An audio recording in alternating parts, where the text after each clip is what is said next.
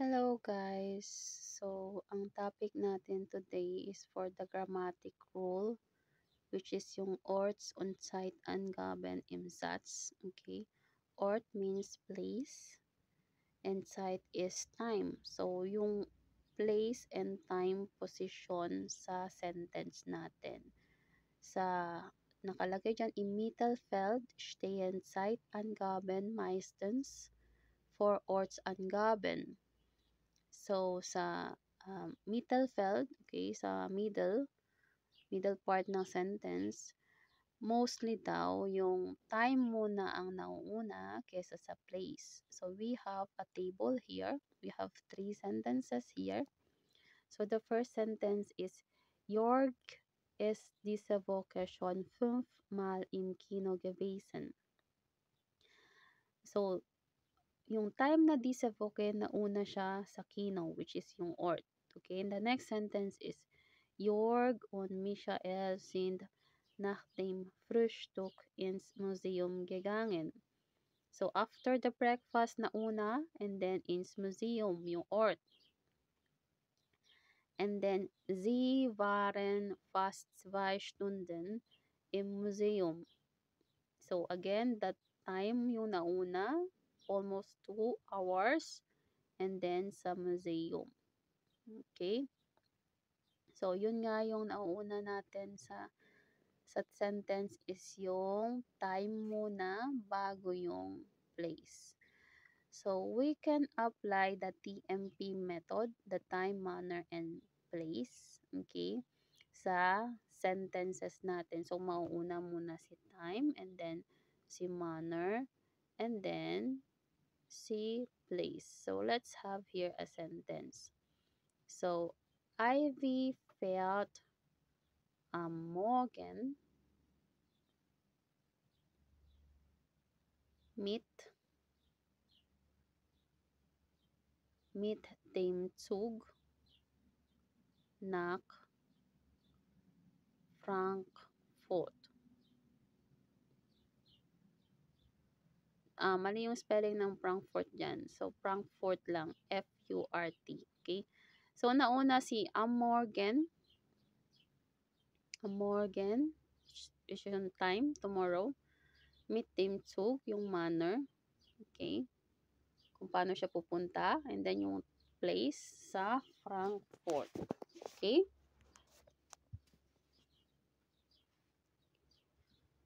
So, yun yung time, manner, and place.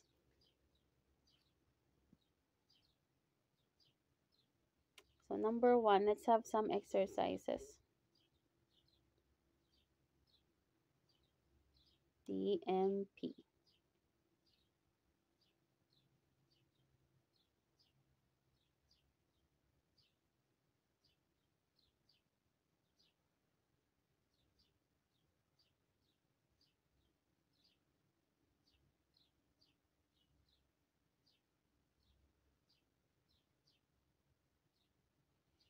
So, Shiva drives her car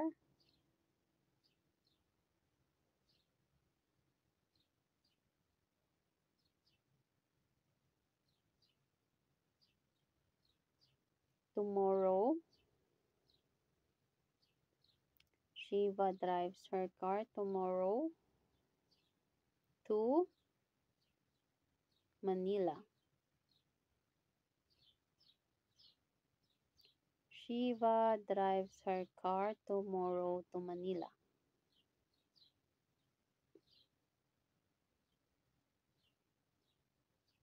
So, if we will apply the TMP, mauuna muna si time, which is yung tomorrow. So, mangyayari dyan, Shiva fährt am Morgen, and then yung manner, which is yung auto, ihr Auto, nach Manila.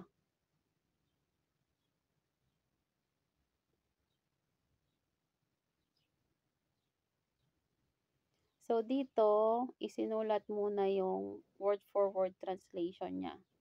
Yung as it is translation niya. So, dapat i-apply mo si TMP method. Ang mangyayari dyan, uunahin mo. Pwede mo unahin i-emphasize yung adverb of time, which is yung am Morgan fährt Shiba ihr Auto nach Manila. Or simply, Shiba fährt am Morgen ihr Auto nach Manila. Nauuna pa rin yung time kesa kay manner at kay place noon. Okay? Depende yon.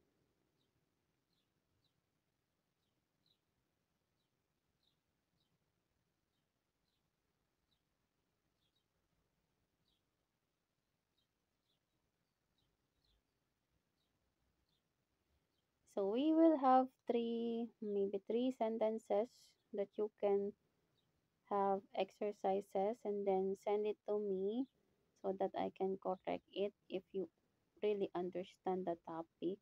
Okay. So the first sentence is the boy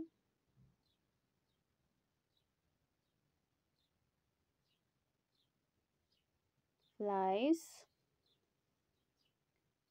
with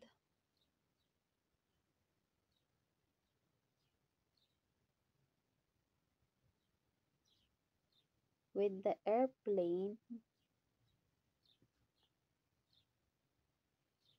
on 25th of October to Spain. So apply TMP method here. The boy flies with the airplane on the 25th of October to Spain. Okay?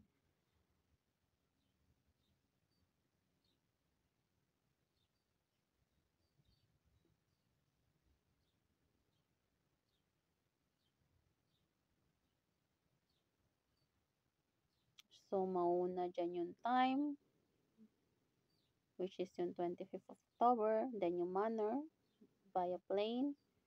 And then yung place sa Spain. So just translate it with the TMP method. So next natin, Steffi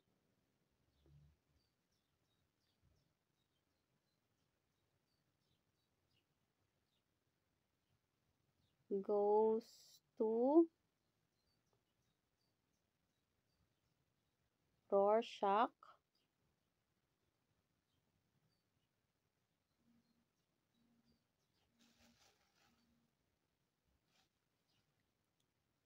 Steffi goes to Rorschach later by ship.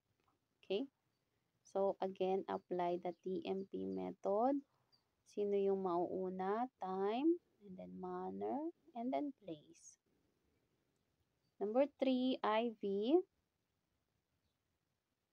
teaches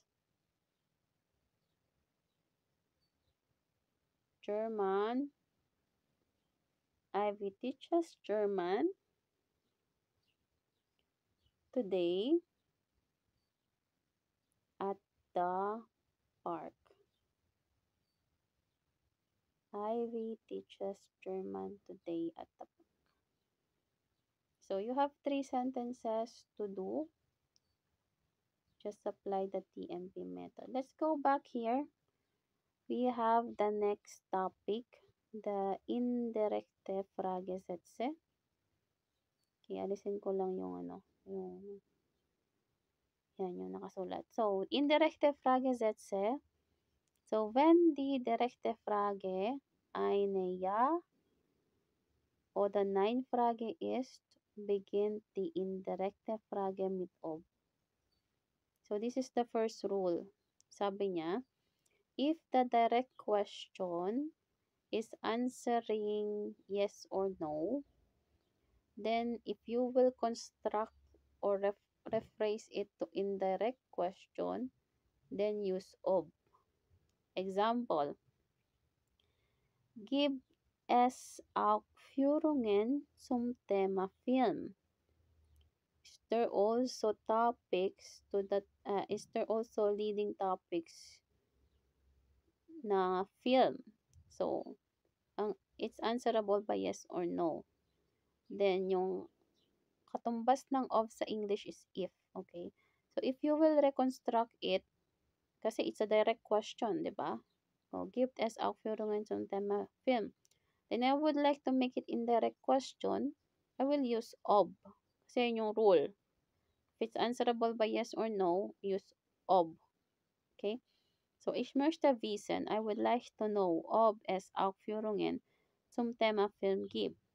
If you will use ob, it's like a subordinate clause rule na yung verb mo nasa last part ng sentence. So, the verb is gibt. Kasi there is or there are yung s gibt. Diba? So, I would like to know if there is leading topics film. Parang ganon. Okay?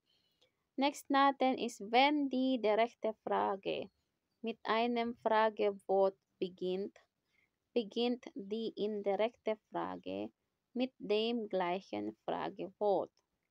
So, if the direct question, okay, is beginning with a direct word, with a direct question word, then if you will reconstruct this direct question, you should also use the same question word doon. For example, wie lange dauert die Führung? The W question here is wie.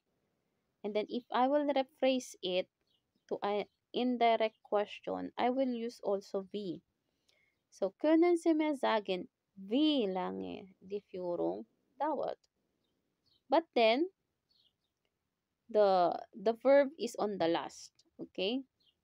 Kahit W question siya dyan, lahat ng verb nyo ipupunta nyo sa last. Another example. Wo ist der Treffpunkt? Nasaan daw yung meeting point? The W question is wo. It is a direct question. Okay? I will rephrase it to an indirect question. Können Sie mir auf dem Plan zeigen, wo der Treffpunkt ist? So, could you please show the plan to me where the meeting point is? So, mapapansin nyo yung verb nasa last. Okay?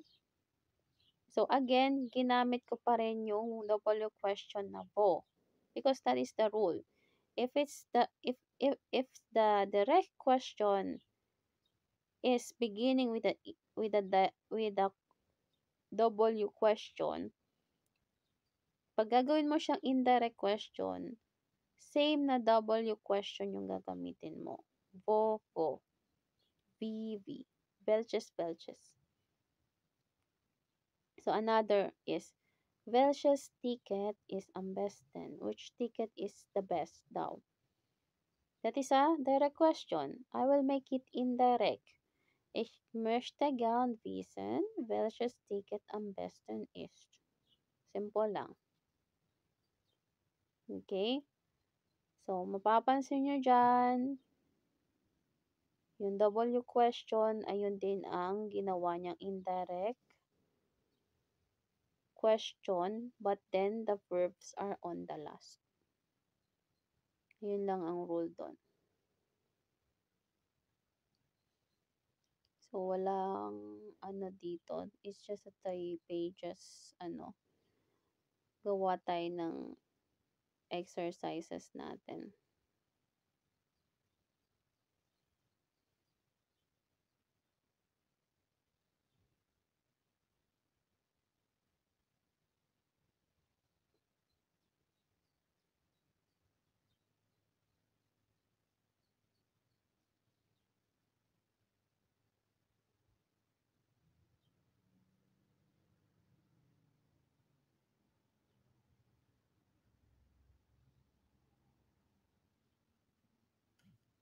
So this is a yes or no question. Is the student sleeping? So the rule is, if it's a yes or no question, if I will reconstruct it to an indirect question, then I will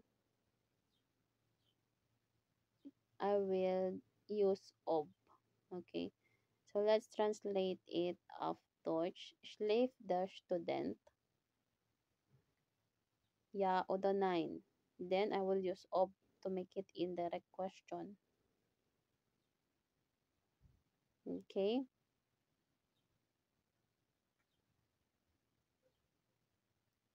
So, ich möchte wissen. So, yung first clause, depende sa inyo. Okay? Kung paano nyo siya i-construct. Ich möchte wissen, ob der Student schläft. Okay? So, dyan nag-start sa second clause yung indirect question, yung of. Of their student sleep. I would like to know if the student is sleeping. Okay? Ganun siya.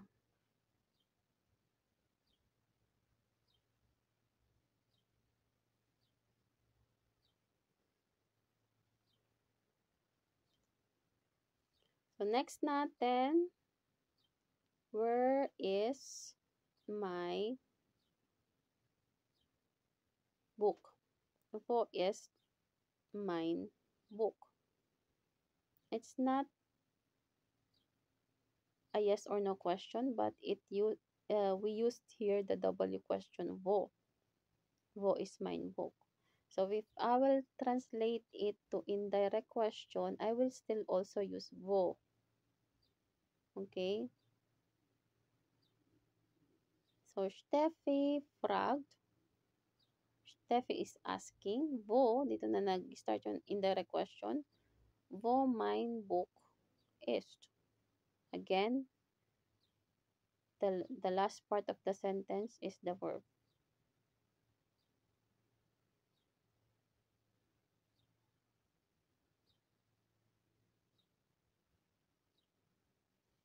Okay, W question din siya.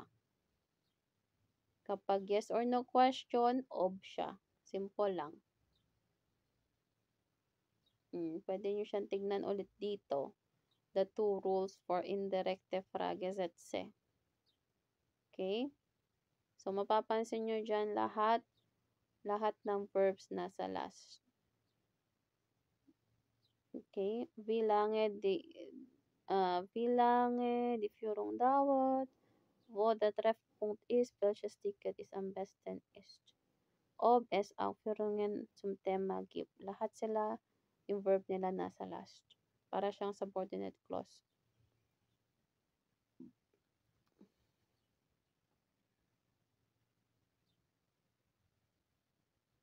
So, let's have some exercise.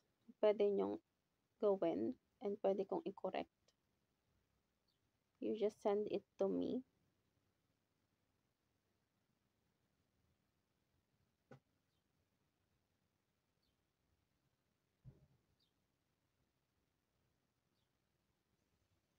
Or you could put in the comment section. So, number 1. What is your plan? What is your plan? So, translate it of Deutsch. Okay. Is Erika here?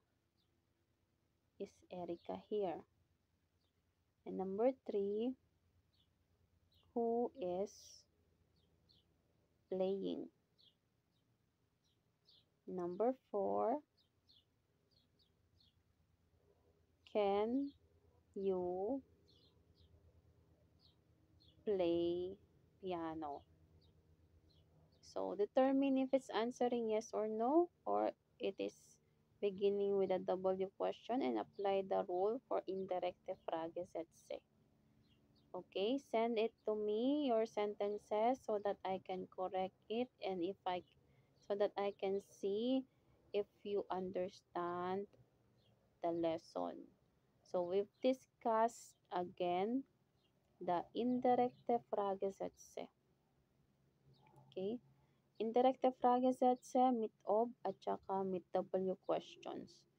And we've discussed the Ortsunzeitangaben im Satz. Yun yung diniscuss natin. Apply the TMP rule. The time, manner, and place. Okay? So, I'm expecting for the sentences today or tonight. so that we can continue to the next topic. Okay, viel Spaß beim Lernen. Okay, sa mga students ko, private students ko, uh, don't give up and weiter lernen lang po tayo, ha? So, niemals aufgeben. Es gibt immer Hoffnung. Okay? So, ciao, ciao. Gottes Segen.